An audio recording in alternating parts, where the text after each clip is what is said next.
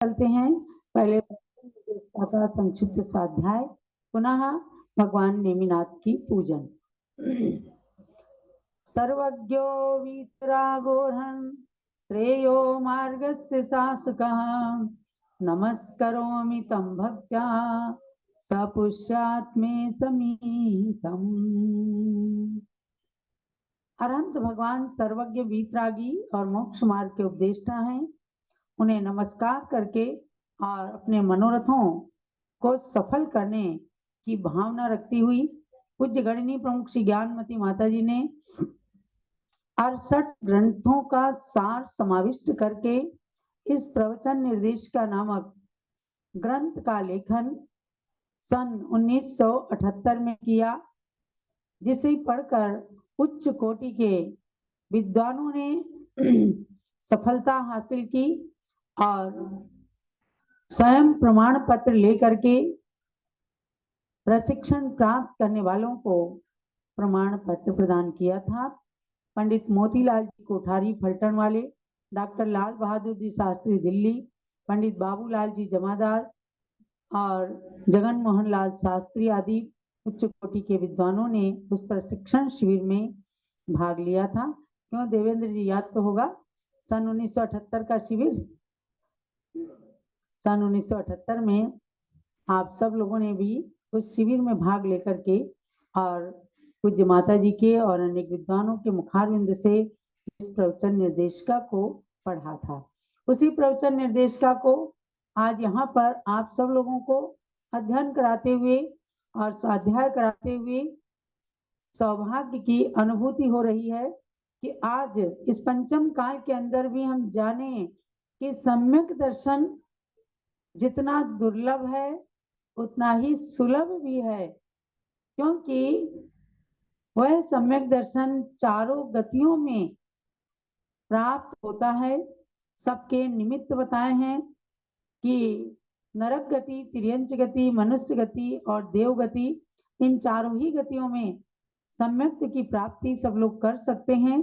देव गति में 4 कारण हैं, बाकी 3 गतियों में 3-3 कारण दिए हैं, उनको आपने जान लिया है। अच्छे से पढ़ना, एक एक शब्द प्रवचन निर्देशिका का बड़ा अनमोल है। इसमें एक भी लाइन को हम छोड़ नहीं सकते, ना इसे संक्षिप्त कर सकते हैं, क्योंकि ये स्वयं में अतीव संक्षिप्त है और प्रत्येक लाइन के अंदर, प्रत्येक पंक्ति और शब्द के अंदर विषय ही भरा हुआ है। बिना विषय के कोई भी शब्द यहाँ पर नहीं है। तो चारों गतियों के सम्यक दर्शन के कारणों के पश्चात सम्यक प्राप्ति के लिए 5 लब्धियों का वर्णन आया। क्षयोपशम, विशुद्धि, देशना, प्रायोग्य और करण लब्धि। थोड़ा सा रिपीटेशन इसलिए करती हूँ कि पिछले विषय से आपका लिंक जुड़ जाए और जो नए विद्यार्थी के रूप में स्वाध्याय करने के लिए बैठे हों उनको विषय का परिचय प्राप्त हो जाए। तो 4 लब्धियों को आपने जान लिया है प्रायोगिक लब्धि तक, और इस बात को भी जाना कि ये लब्धि, चारों लब्धियां भव्य और अभव्य दोनों में समान रूप से हो सकती हैं, अर्थात अभव्य भी प्रायोगिक लब्धि तक की स्थिति को पा सकते हैं, किंतु करण लब्धि उनके नहीं हो सकती है, क्योंकि 4 लब्धियां कारण हैं और 5वीं लब्धि करण लब्धि, इसका नाम ही है। कारण के होने पर कार्य की उत्पत्ति हो और नहीं भी हो, समझे ना। तो जिसके होने पर कार्य की उत्पत्ति हो भी नहीं भी हो उसको कहते हैं कारण, और जिसके होने पर नियम से कार्य की उत्पत्ति हो जाए, कार्य की सिद्धि हो जाए, उसको कहते हैं करण लब्धि। तो अब उस 5वीं करण लब्धि पर हम चलते हैं। Page number 23। प्राय आप में से अधिकांश लोगों ने प्रवचन निर्देशिका पुस्तक जम्बूदीप हस्तिनापुर से मंगवा ली है, और जिन्होंने नहीं मंगाई हो तो शीघ्रता से संपर्क करके मंगा लीजिए। कोई शुल्क नहीं, पुस्तक का या पोस्टेज का किसी प्रकार का कोई शुल्क नहीं है। सबसे बड़ा शुल्क है आपके अध्ययन की बात। अध्ययन करके आप इस पुस्तक को अपने जीवन में यदि सार्थक कर लेते हैं तो समझो कि आपका ज्ञान एकदम प्रस्फुटित हो जाएगा। किसी भी सैद्धांतिक प्रश्न के उत्तर को सहज में आप दे सकते हैं। बस शर्त यह है कि इसकी एक एक पंक्ति को कंठाग्र कर लीजिए। करण लब्धि है इस प्रकार स्थिति और अनुभागों के कांडक घात को बहुत बार करके गुरु के उपदेश के बल से अथवा उसके बिना भी अभव्य जीवों के योग्य विशुद्धियों को व्यतीत करके भव्य जीवों के योग्य अधा प्रवृत्तकरण संज्ञा वाली विशुद्धि में भव्य जीव परिणत हो जाता है। अर्थात करण नाम परिणामों का है। इस करण लब्धि के 3 भेद हैं, अधा प्रवृत्तकरण, अपूर्वकरण और अनिवृत्तिकरण। यहाँ चूंकि प्रकरण चल रहा है सम्यक्त्व का, तो यहाँ करण नाम दिया है परिणामों का। जो 4 लब्धियों की बात बताई है कि भव्य और अभव्य दोनों को हो सकती हैं, तो इसमें बता रहे हैं करण लब्धि में कि स्थिति और अनुभागों के कांडक को, माने कि आयु कर्म के बिना जो 7 कर्मों की स्थितियां रही हैं, जिनको अंतः कोड़ा कोड़ी सागर तक ला करके जीव रुक जाता है, यानी कि वहां तक विशुद्धि हो जाती है। तो कह रहे हैं कि उसको वाक कांडक घात को बहुत बार करके, अनेकों बार कर करके और गुरु के उपदेश के बल से इस स्थिति तक प्राप्त किया, अथवा बिना उपदेश के बिना भी माने किसी को निसर्गत सम्यक दर्शन हो गया, पूर्व भाव में किसी उपदेश को ग्रहण किया था, इस भाव में वो याद आ गया, उसे निसर्गत सम्यक दर्शन कहते हैं। या जाति स्मरण से, तो किसी भी कारण से प्रायोग्य लब्धि तक के परिणाम अभव्य जीवों ने भी कर लिए, तो अभव्य जीव की विशुद्धि परिणामों की और भव्य जीव के परिणामों की विशुद्धि में देखो आप अंतर आ जाएगा। कि कह रहे हैं कि इसके बिना भी अभव्य जीवों के योग्य विशुद्धियों को व्यतीत करके, क्योंकि प्रायोग्य लब्धि तक भव्य और अभव्य के की विशुद्धि, परिणामों की विशुद्धि एक समान है। अब चूंकि आगे करण लब्धि में चल रहे हैं, तो अब यहाँ की विशुद्धि अभव्यों की विशुद्धि को व्यतीत करके, माने अब इसको समाप्त करके अब आगे चलते हैं अपन। तो कह रहे हैं भव्य जीवों के योग्य, अब चूंकि करण लब्धि में आना है तो अब भव्यों की बात करेंगे, क्योंकि भव्यात्माओं को ही, भव्य जीवों को ही करण लब्धि में प्रवेश करने की अनुमति है, उनकी ही योग्यता है। तो भव्य जीवों के योग्य अधा प्रवृत्त करण संज्ञा वाली विशुद्धि में भव्य जीव परिणत हो जाता है। समझ गए ना? अधा प्रवृत्त करण यहाँ है परिणाम। तो उन परिणामों को जो भव्य जीव अब प्रथमोपसम सम्यक्त्व को प्राप्त करने जा रहा है, यानी आप इसको इस तरह से समझ लीजिए कि जैसे कोई सोना खान से निकला है और उस पर मल रहता है, माने गंदा रहता है, फिर उसको अग्नि के ताप से उसे शुद्ध किया जाता है। तो वह शुद्ध सोना जो है 98% तक जो शुद्ध हुआ, उसका मल 98% तक समाप्त हुआ, तो वो वैसी विशुद्धि भव्य और अभव्य दोनों की है, यानी 98% तक प्रायोग्य लब्धि के परिणाम दोनों के एक समान हुए।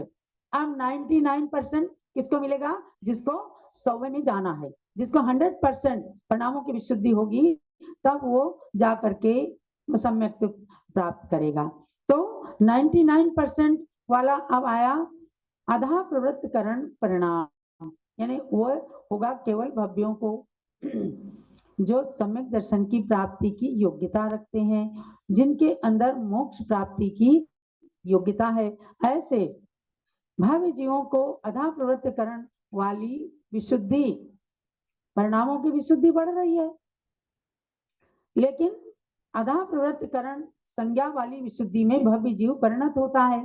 तो ऐसे परिणामों से सहित होकर के वह अब करण लब्धि के अंदर फिर कैसे कैसे आता है वो बताते हैं। तो करण नाम परिणामों का है और उस करण लब्धि के 3 भेद हैं, आधा प्रवृत्तकरण, अपूर्वकरण और अनिवृत्तीकरण। तो जैसे अपूर्वकरण और अनिवृत्तीकरण गुण स्थानों के भी नाम है, इसको वहां से नहीं जोड़ना, ये लब्धि की बात चल रही है। जब 8वें 9वें गुण स्थान में जाएंगे वहां तो उच्च कोटि के संत एकदम शुद्धोपयोग में लीन वाले जाएंगे, पर यहाँ चूंकि अभी सम्यक दर्शन की बात और उसमें भी प्रथमोपसम सम्यक दर्शन की बात चल रही है, तो इसलिए कहा कि करण का नाम परिणामों का है और करण लब्धि माने उन परिणामों की प्राप्ति, ये करण लब्धि है।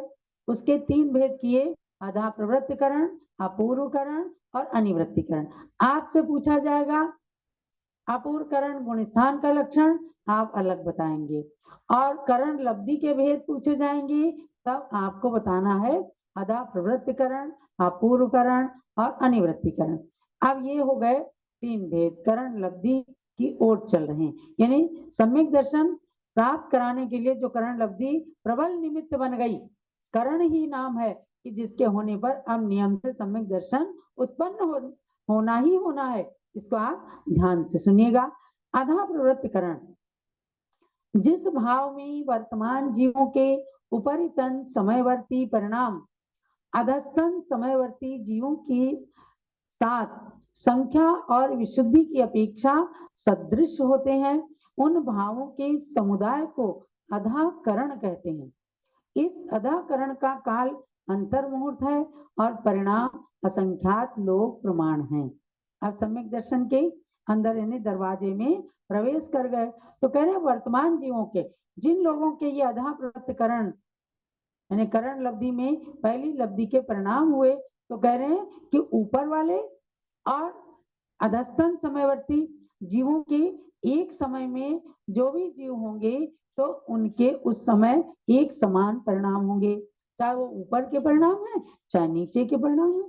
हम सब एक साथ बैठे हैं और एक समय में अगर हमने अधा प्रवृत्तिकरण में प्रवेश किया है तो किसी के परिणाम उपरितन हो सकते हैं, मतलब थोड़ा ज्यादा अच्छे हो सकते हैं, किसी के अधस्तन, लेकिन उन परिणामों को की संख्या, उन समयवर्ती जीवों की संख्या और विशुद्धि की अपेक्षा उनके परिणाम एक समान होते हैं। तो उन भावों के समुदाय को कहते हैं अधाकरण, क्योंकि इस अधाकरण का काल अंतर्मुहूर्त, अंतर्मुहूर्त माने अंतर्मुहूर्त के भी असंख्यात भेद होते हैं।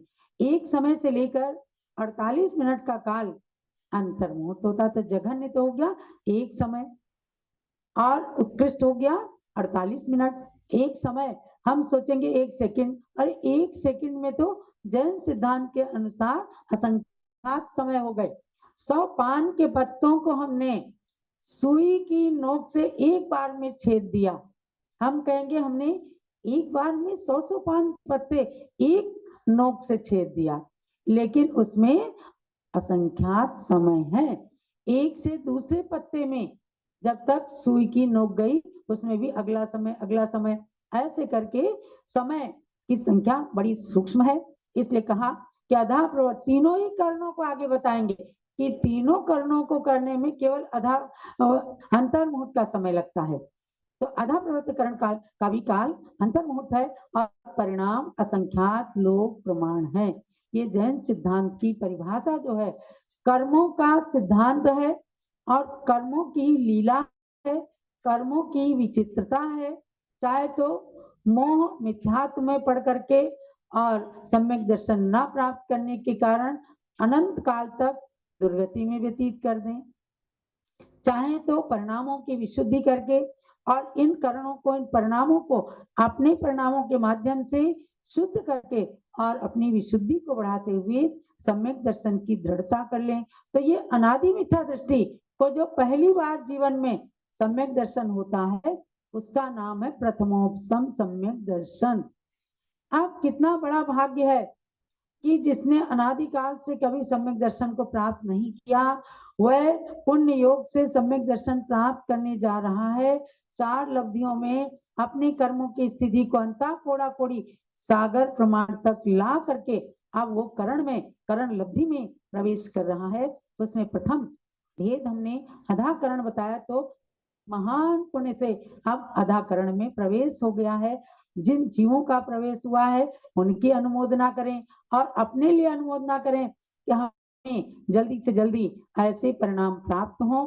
और जो जीव अब हम तो क्या समझते हैं, हम तो सम्यक दृष्टि हैं, हम तो क्षयोपम सम्यक दृष्टि हैं, क्योंकि सच्चे देव साथ गुरु पर श्रद्धान है। लेकिन जिन जीवों को कभी भी सम्यक दर्शन प्राप्त नहीं हुआ, ऐसे अनादि मिथ्या दृष्टि जीवों को ऐसे परिणामों को लाने के बाद, यानी हमको भी जो सम्यक दर्शन हुआ है और जो पहली बार हुआ होगा, इसी तरह के परिणामों को करके हमने अपनी विशुद्धि को बढ़ाकर सम्यक दर्शन को प्राप्त किया है। आज के स्वाध्याय को हम यहीं संपन्न करते हैं। इस सार को यही समझ करके हम अपने सम्यक दर्शन को दृढ़ रखें। अब हम चलेंगे भगवान